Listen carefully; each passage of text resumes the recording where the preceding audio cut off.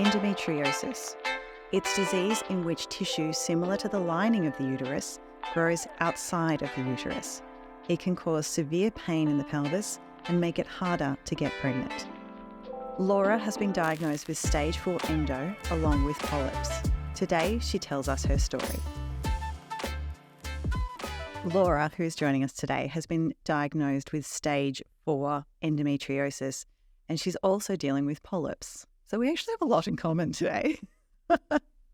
So she's here to tell her story. Thank you so much for coming on the podcast. Oh, pleasure. And I'm so glad that you've created a podcast like this. Such a cool platform that can connect a lot of people that have gone through what would be quite a lonely journey. So yes, pleasure to be here.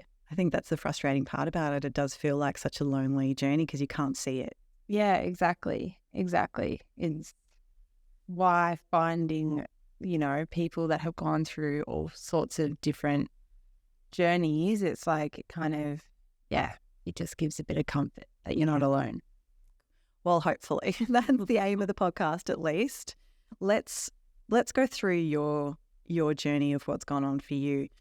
In terms of symptoms, there's a lot of different symptoms when it comes to endometriosis. What were the first ones for you? How old were you? Quite hard to say what the first symptom was because pain is so subjective, for everyone. So you don't really have a scale of pain for what you've gone through. And I thought my periods were quote unquote normal as a teenager. And it wasn't until my 20s where I started having really quite severe and painful cramping and bowel issues.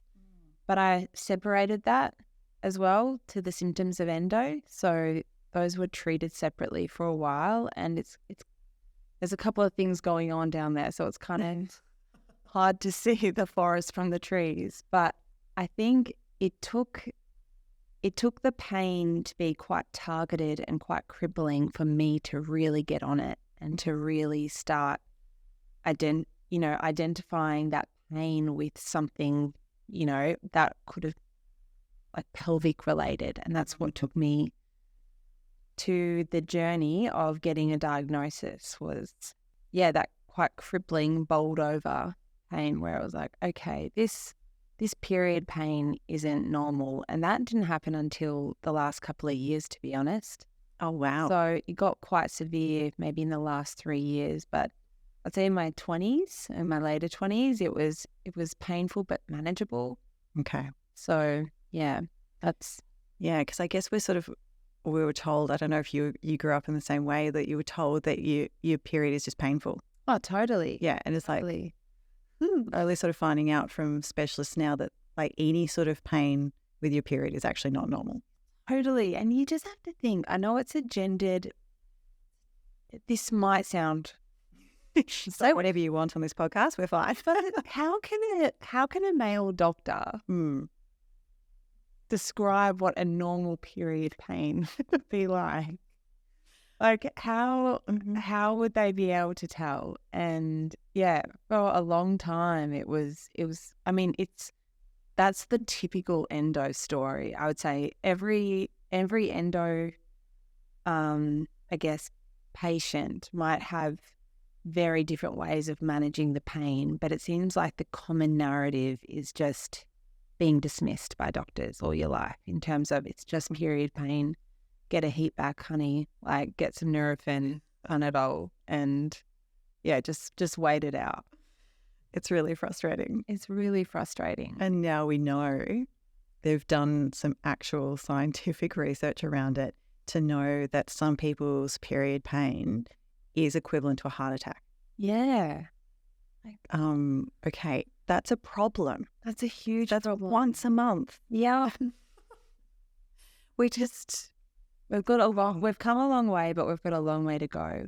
It's funny, I remember one of my earliest memories of someone talking about endo was maybe I was early to mid 20s, and I was working at a law firm, and one of the practice managers, she might have been I'd have to guess she was in her 50s, and she talked about endometriosis and at that time, it was like that was the first time I ever heard about it. Oh, wow. I just I couldn't associate with it because it was happening to a woman in her 50s. So Yep. it's kind of the power of community where it's not until you kind of see people, you know, and endo happens throughout all lifespans. It does not discriminate with age. So people like they found it in infants to the elderly. It doesn't discriminate in that sense. But, you know, it's kind of need to see it around in your community for it to really stick, I think, and be at the forefront of your brain as a possibility of something. And yeah. It's so frustrating to know. Sit there going like, by that point, you were already working full time. As you said, you were in your 20s, and it wasn't until then that things started to get really bad for you, and to even know that it wasn't normal. Yeah. That's quite a way into being a woman. Totally. Before someone actually started to take it seriously for you.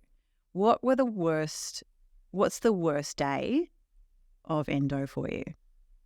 Well, I think the worst day really led to my own self-advocacy. So it was the worst and best day, I think, in a sense, because it did eventually give me answers. But the worst day it was actually early last year, where I was running with a friend and we're training for, I think, a half marathon or something. So we were getting into a running routine, and we had this really early run, and I could already feel my period. Like, actually, no, it wasn't even my period. It was like day 5 or day 6.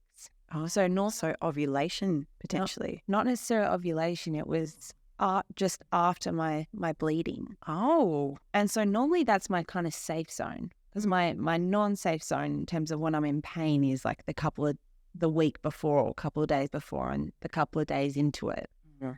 And so I was kind of thinking, oh, it's weird. I'm getting this pain and I'm day 5 or day 6, so it should be easing by now. And I started running with her and I was like, oh gosh, it's getting worse, but I'll just run through it. And then it just literally bowled me over. Like I just couldn't move. And then and I'm going to get into it straight away. I did hear on your first podcast, you did give the caveat to your listeners that we're going to talk about diarrhea. Oh, there's always going to be diarrhea stories in this. And I just, like my ass felt like it was on fire while having these pelvic cramps, and I was rushing to the toilet, but I was cramping so much in like my pelvic floor, and I was kind of like curled up in a ball on the esplanade of Torquay around 6 a.m. in the morning, and I thought I could wait it out, and a couple of minutes in I was like, this is not going away. And then I had to get my friend to run back to my house and pick me up, and she took me straight home, and I just went straight to bed. And then and there I was just like, the pain had been bad, but I felt like most of the time I kind of pushed through it. Even if I was in pain, I could kind of stay a little bit upright, just kind of get on with it. But at that point I was just thinking, gosh, this is not normal. That was the worst. And that was like the peak of the pain. And that kind of pain where it's like a migraine, you can only sleep it off. And I slept it off in fetal position in bed. And yeah, that kind of led to, I guess, the next step of being quite determined to get an answer. That's horrible. I find it amazing though, especially in women, of what point we really have to get to before we go, okay, this is too much pain. Like you would think there'd be something someone would have said to you halfway to that point, maybe. Yeah. Maybe you should go and have a look, or like we would have known for ourselves to go and have a look before you're in a fetal position on the esplanade. Totally. In public. Yeah, and I think that's kind of the problem is I would say most of us can rely on going to the doctor, presenting a set of symptoms, and a doctor giving some sort of, like possible scenarios. So, I mean, I generally try to avoid the Google diagnosis because it's you can type in anything and it's either pregnancy or cancer. Yeah, like it's not snowball. It's not a good place. No. But this was kind of the exception because for such a long time I'd been presenting these symptoms and I was dismissed all the time as just period pain. And it wasn't until I actually said, like, I got to that point and I was convinced that it was endometriosis or something of that family. And I said, I need to get this test. And it's not a can I, it's get me a referral for this test. Do you think the fact that you're really, really fit, you're super sporty, you've been on holidays where you've gone bike riding and nothing else, like camping and bike riding, like you're a fit person, you're an athletic person, you're outdoorsy. Do you think that's had a lot to do with being dismissed by doctors as well, of going, well, she's fit and young, so she's fine? Yeah, and I think it's, to a degree, everyone has got that story that is going through their own journey, their own chronic convo, their own chronic journey. It's the invisibility of it. So it's quite frustrating when people say, you look healthy, so it must be okay. And just, oh, you do all these things, so surely, like, yeah, no, like you just get on with it. That's okay. Sure, you've seen my highlight reel. You see the social media, but I'm not putting the fetal position in bed on social media. No, I just can't figure out the caption for that post. What am I supposed to do? Fair enough. That's what ChatGPT is for. That's it. Yeah. Help you out with the painful posts. Yeah. Wasn't there a couple of years ago, but so full on. How long did it take you to be able to get that laparoscopy? Yeah. An actual full proper diagnosis of endo? So, okay. So going back to that situation where it was after that, like, quite critical point, that incident where I was completely toppled over, that's what led me to just going in with full conviction of, I'm going to the doctor and I'm asking for this specific test. I'm demanding this specific test. And so that's the internal and external pelvic ultrasound. Yeah. And so that's not always positively positive. So it can produce false positives and it can produce false negatives. So it's just like the less invasive, I guess, next step towards getting the appropriate, I don't want to say treatment because there isn't a treatment, but the appropriate, I guess, surgery, laparoscopy. And so I got the pelvic ultrasound, and so both the internal and external, which, like, they're not comfortable either. Oh my God, they're not great. For someone that doesn't have great bladder control and you're asked to drink all this water and not go to the toilet and drive to Geelong. Yeah. And not wet yourself and then wait in a waiting room. Mm-hmm. Like, I actually had to tell the receptionist, I'm going to wee myself. But who gets her? I was so nervous I was going to actually wee on the person. Like, I'm like, the more you poke, the more likely it is I'm going to pee everywhere here. Oh my gosh. Terrible. So, well, where was I? So went through that stage and I got the results back. So I got the results back to my GP and she still said, I actually quite trust this doctor. So she's been my doctor for a couple of years. And she still, when we got the result, she said, oh yeah, this is still kind of normal. And I was like, knowing also like the power of learning about this process really helped me because I knew it still produced false positives and false negatives. So I wasn't going to take that ultrasound at face value anyway. It was just kind of the next progressive step. And I still said, yes, it might be, but I still really want to see a gynecologist and get this sorted. And when I went to the gynecologist, so the actual specialist that has quite a good reputation with endo patients, so I know that that he had a history with doing the laparoscopy surgery and the excision, the removal of the cyst. After I went to the GP and she still told me it looks quite normal, I wouldn't worry too much, I still asked for a referral to go to my gynecologist. And when I went to him and presented the ultrasound, I told him my symptoms. He told me, I am 99.99% sure that you've got endometriosis, but we need to make sure that we do a laparoscopy to make this certain, and then go through a management plan from there on. And that day was the first day someone actually, presented me with like an endometriosis fact sheet, kind of, what it is, what's the management plan, what's the, what's involved in the surgery. I came home and I was just like, oh my God, finally. Like, how did it feel to finally have some sort of confirmation? Yeah, it was just like I've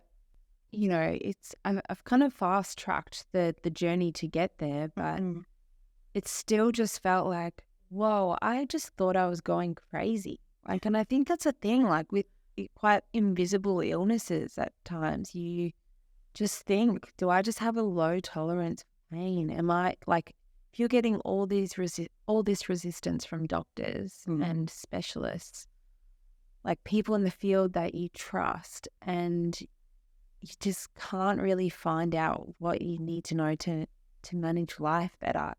You just feel so defeated for so long, and you think you just get so much self-doubt. And yeah, I was just relieved, and I felt so validated. Like, it was a really validating moment. But I remember the next day, and it still wasn't like I was completely sure I had it. He was pretty sure, but the only way to find out 100% is through the surgery. I remember the next day I was actually kind of like crying and angry as well, because I was thinking, this just isn't a right journey. It's a journey with too much resistance. And yeah, I was really upset at kind of this systemic failure that of just to get to there. Because you haven't even had the surgery yet, like you haven't had the diagnosis yet. This is just the exhaustive trip of advocating for yourself. Yeah. And just connecting your own dots. But for some, like, it is such a connect the dot experience, because some things are so far removed, like bowel movements to crippling pain. It's, around your period, like, and it presents so differently to everyone. So my experience is only mine, but you're trying to connect the dots, and no one is able to say, like, yes, you're on to something. And this was just the first time someone said, like, think we can connect the dots. And that I felt great, but I was angry at the same time. Yeah, the frustration. Yeah. And that's, luckily enough, like maybe a couple of months later, it actually led to the surgery, the laparoscopy. Still seems really strange, though, that he's 99.9% certain you've got endo, and then you've just said a couple of months surgery. And that's good. That was actually like a good scenario to only wait a couple of months. And that's because I have private health insurance. If I was on the public, and I had the option, like with, anyone if you have private, you can still go on the option of going public. But I was like, I'm not prepared to wait more than a couple of months. Like, a couple of months seems years away already. I can't, now knowing this, like, almost possibility of having something where I can get a management plan and deal with it better. You have to pay a lot of money to skip the queue, and it's a very, like, I've heard it described as quite a classist disease, and it's very true, because it's not cheap to expedite the queue, and even the queue is a couple months long. Yeah. It's intense. Was those few months you still had that barreled over in type of pain? Yeah, totally.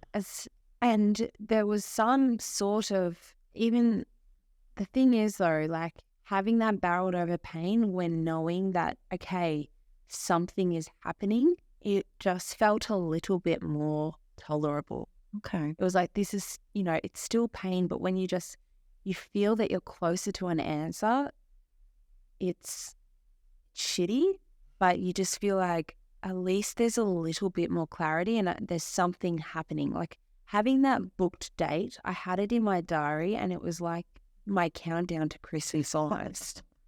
Like, gosh, I could not wait because it was just like it's stepping day by day is kind of getting closer to that date where you can kind of just really get closer to a management plan.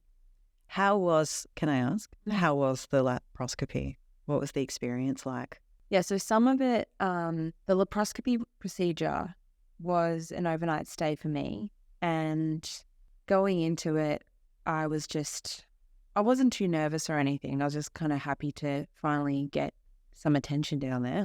Yeah, fair enough.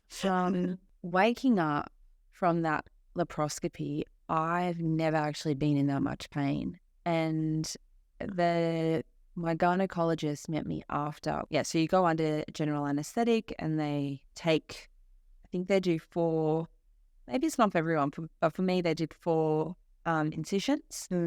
And so around the belly button and the pelvic area. And so I had the excision surgery. So there's a difference between the excision and the ablation. So my endometriosis was excised from me. But when I woke up from general, that's when my gynecologist told me it was like quite a challenging surgery, that I had stage 4 endometriosis. And I woke up in a world of pain. Like I just remember and it's quite lucky, I've never been in a position where you're just like, gosh, get me anything. And I had this weird feeling of just needing like to pee so badly, but I couldn't pee. And it was like I've had UTIs before, but it was with everything else. So you're completely bandaged up and you're not able to walk without assistance. Like, the thing actually, now that I'm on my, I've got a microphone here. I really think that a lot of people underestimate what a laparoscopy is, because you don't just walk in and walk out.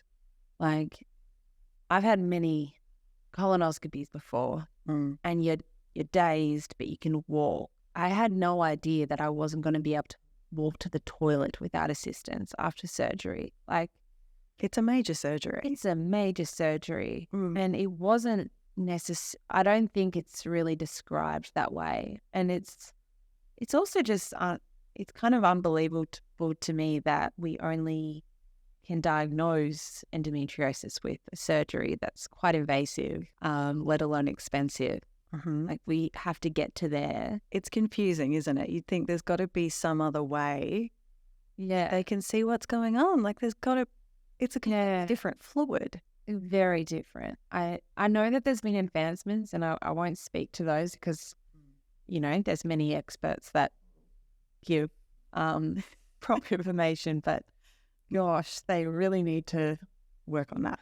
Yeah, work on that and get that in the mainstream. But it was just so painful, and kind of processing the news and the extent of the endometriosis as you're waking up from general, and also in that same window kind of being told that if you're thinking about having babies, like you need to start taking this really seriously. Like that's a lot to wake up to. Yeah, you're still a little bit zoned out. You're still in pain, as you said, and you're getting fed this information. Yeah, and you're just trying to process it, as well as the pain was unbelievable. Wow. And it was that lonely crying physical pain. Yeah. And yeah, it was just a lot to process. And I remember calling my partner as well and telling him this while I was probably drugged out of my mind,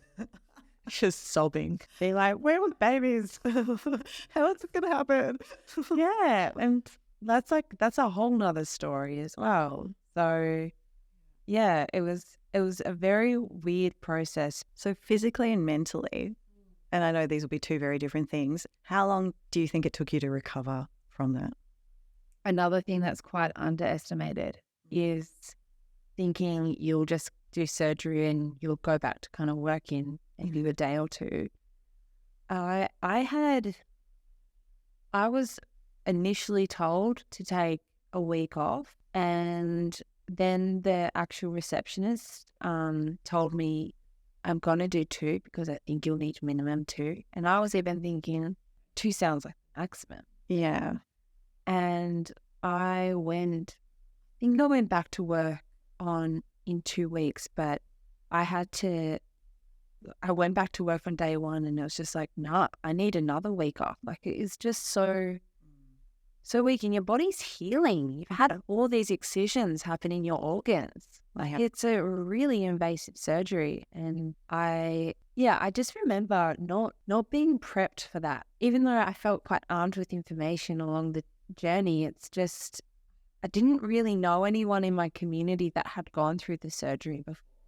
And so people tell you, oh, you should take a couple of weeks off. And kind of think, oh, yeah, like that sounds like a lot of Netflix time. Cool. And then, yeah, but you kind of just underestimate how much your body is recovering and needing to recover. Like it's you feel it healing. Yeah. It's a very, it's a whole body recovery. It's full on. Yeah. And also just general anesthetic as well. Sends you loopy. It's totally loopy. I mean, it's great. Like, Yeah. happy to have it. Love it. What? You're out for a bit. And that's also the thing is, like, you go into a laparoscopy not knowing if you're going to have, you don't know what stage you're going to get of endometriosis.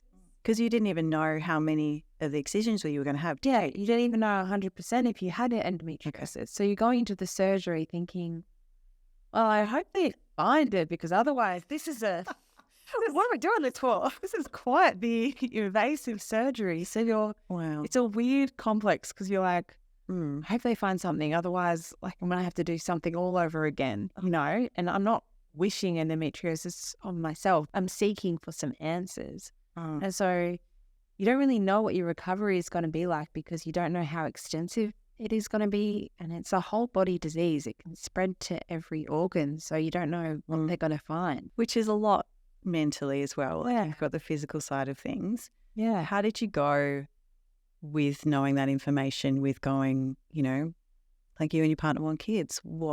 How did that feel to go that this might be difficult?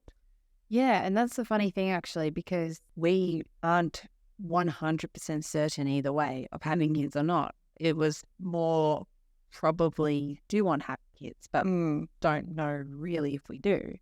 So having the information of, well, you have to make a decision. And, you know, and it still might be not great. I still might have big fertility problems, but now is they call it kind of the golden window post-surgery. Okay. Like 12 to 18 months post-surgery. Hang on. So you've come out of the surgery, like you guys, you don't have plans in terms of kids. No. And you've told you've got a window of 12 to 18 months if you do.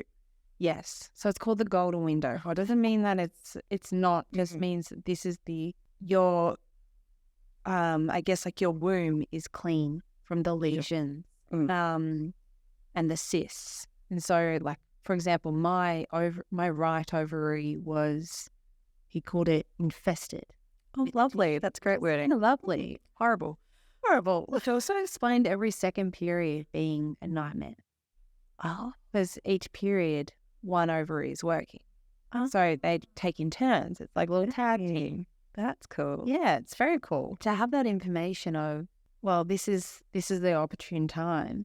It doesn't make, whether you want kids or you don't want kids, or if you're not really sure, you're a little bit on the fence, it's a lot of pressure, and you're processing the surgery, you're processing the disease, processing your management plan, how you're going to afford everything. Like it's a lot to process, and that's another journey that we have to go on. But it's not just the consequences of this is so varied from individual to individual. But yeah, no one wants to feel that kind of pressure and making one of the biggest decisions of their lives. Yeah, because then you do still have to go on and raise the child, and you have to have a life that's you're going to be okay to have a child in it. Yes.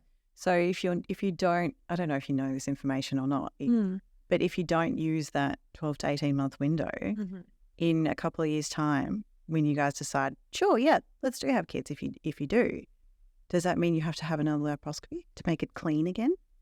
Well, the thing is it's not necessarily like this is what I've been told, so it's secondhand information. But the idea of the laparoscopy is not just to get, every couple of years get your spring clean, kind of like a colonoscopy. Yeah, like that's a different process, because with the endo, you're told this is kind of the best time because you just don't want any more growth happening, because even if they excise the growth, there's still scar tissue happening there. Yeah.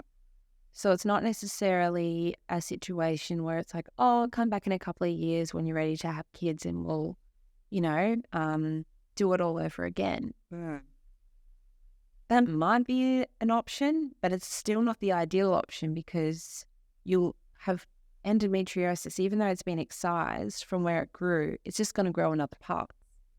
And that produces damage along the way. Yeah. So, yeah. Yeah. It's the same as they sort of say, people with the stage 4, stage 5, some have been getting hysterectomies. There was one quite recently publicly, an influencer has had it for years, and she demanded a hysterectomy.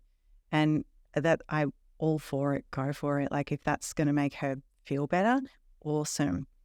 But she still technically does still have the endo. Yeah. And so it still could grow. It might just take a little longer. Exactly. And that's why it's really important, just like with any chronic situation, it's hard to get your head around and not having a treatment for something, like not having a cure for something. It's just called a management plan, not a treatment plan. And it's, the surgery, like surgeries normally sound like they fix something.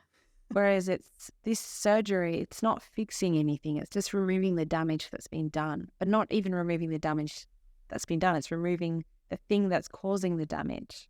The damage might have already been done, and new damage will happen.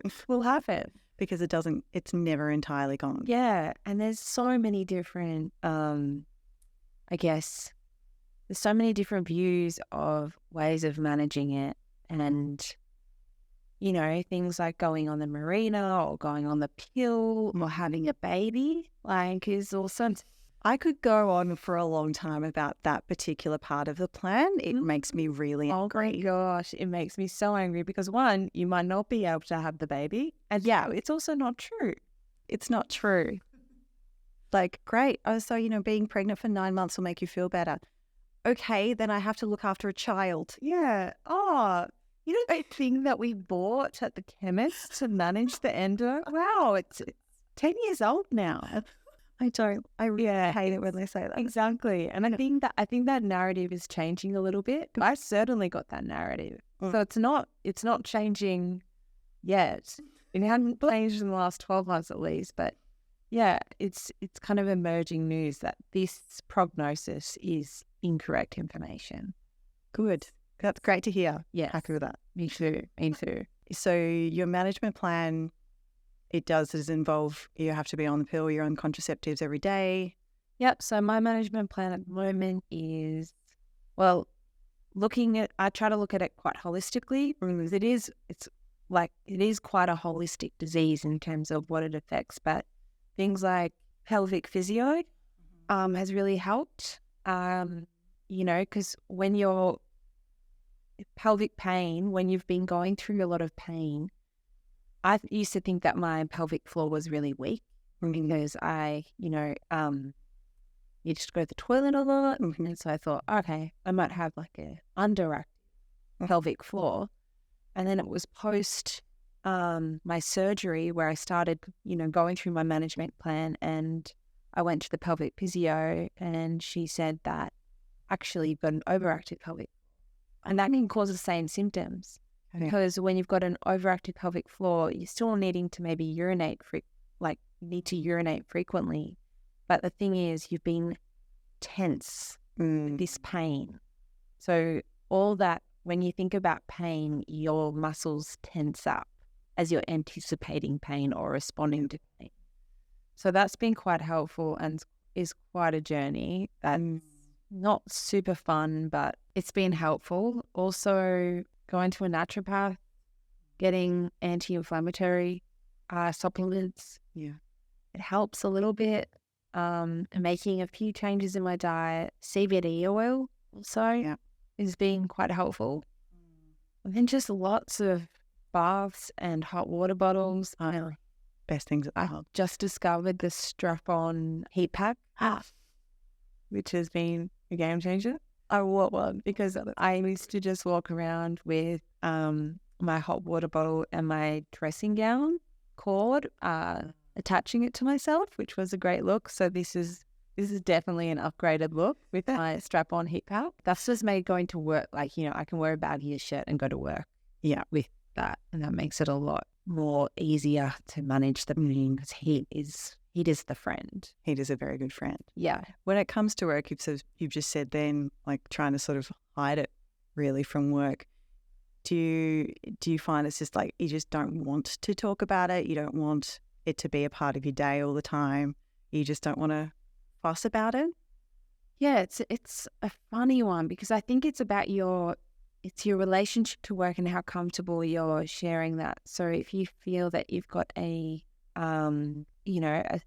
manager that might be able to hold space for that information, I think it makes it easier to share. But when you feel like you don't necessarily want to provide that health information to your employer, just like anything, it's working from home makes it really easy to kind of disguise the pain, be able to work from home and just sit down with the heat that you need and manage that better. But it's been tricky. It's not. I've had different managers and I've told a couple, and I haven't been able to tell a couple as well because you just you just feel maybe like they won't really understand it. Yeah, it's about your comfortability as well, sharing that kind of information. And especially if you have, I'm not saying to all male managers, but it's easier to discuss this with female managers than with male managers.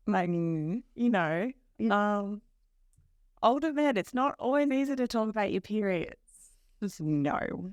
So, no. Yeah. They don't really kind of have an idea of what goes on. It's just that it's harder for them to hold the space, I think. Yeah.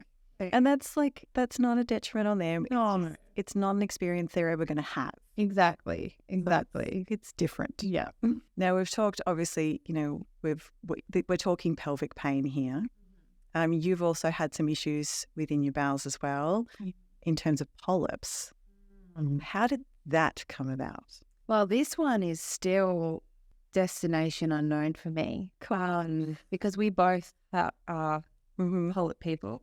Right. We're in the team of the polyps. So that actually happened in my early 20s, and that's actually what I linked my pain to. And I still don't really know. I'm still not 100% sure. And maybe it's a little bit column A, column B. And I said column, not colon.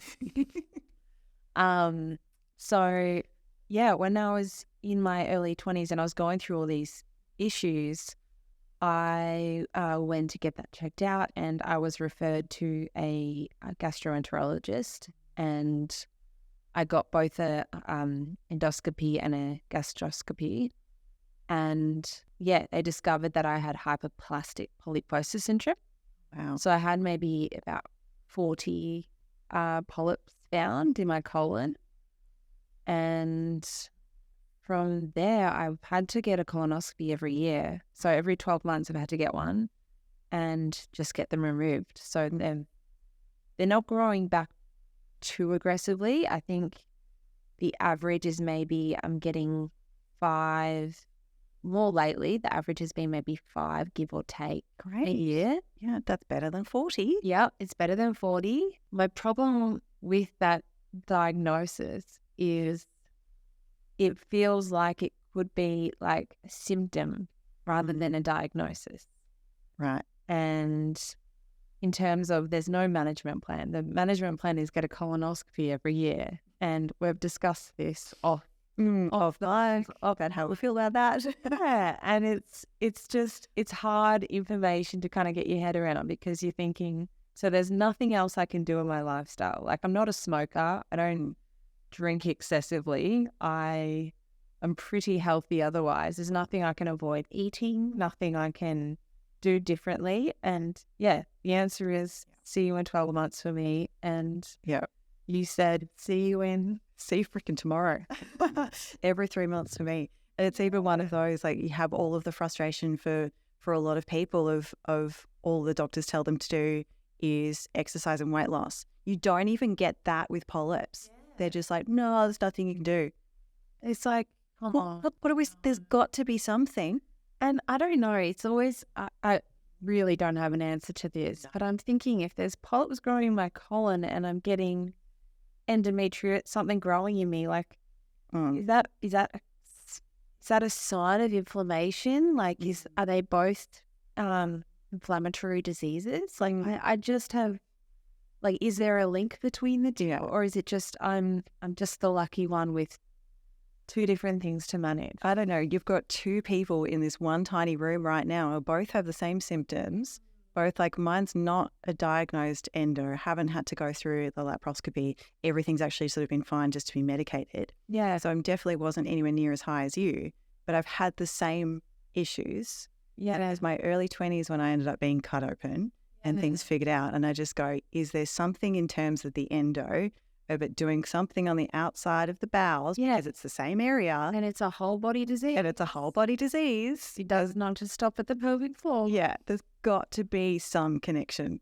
Totally. And I'm not saying I know what the connection is. We don't know what it is. We're not doctors. We're not scientists. I'm just calling it's a coincidence. It's a big coincidence. I mean, as a lawyer, you're always looking at the fine print. So I see, like, you're seeing the fine print in this. Yep, and it's still great. Frustrating. It is frustrating. It's frustrating. And it's also, we also discussed how, you're told that you shouldn't be experiencing pain from the polyps either. And hey, come on, Grace. Something's growing and I'm not meant to feel it. It does not make any sense. It doesn't make sense. It doesn't. No. I understand in a lot of cases, like a friend of mine passed away last year from bowel cancer. He didn't have any pain. It wasn't until, later symptoms that we finally all said, you're going to a bloody doctor. Yeah. And so like, I do understand that for some people, maybe there isn't, but we're both feeling pain. So yeah, we've got funny guts. So obviously we can sit back and have a bit of a laugh about everything that we've gone through. For someone that's just getting started on this endo journey, do you have any advice for them of what they can do, what feeling and pain level they may be at when they should start to think about these things? Yeah, I mean, you know your body better than anyone else's. And even though pain is subjective, there's a certain threshold where you really need to tap it. Pain is your body telling you something. So I'll just say, listen to that. And no one deserves to be in pain without anyone listening to them. So unfortunately, things like endometriosis, if you think you might have it, you do need to self-advocate for it. So there's nothing wrong with doing that and just empowering yourself with knowledge. There's some really great books out there, actually. Bridget Hustwaite, she's a current Triple J presenter. She did a book called How to Endo, and it's a guide to surviving and thriving with endometriosis. Okay. And I'll put a link in the show notes. Yeah, I think it was a really important book. I actually got it as I was recovering, and it armed me with questions I could ask post-surgery.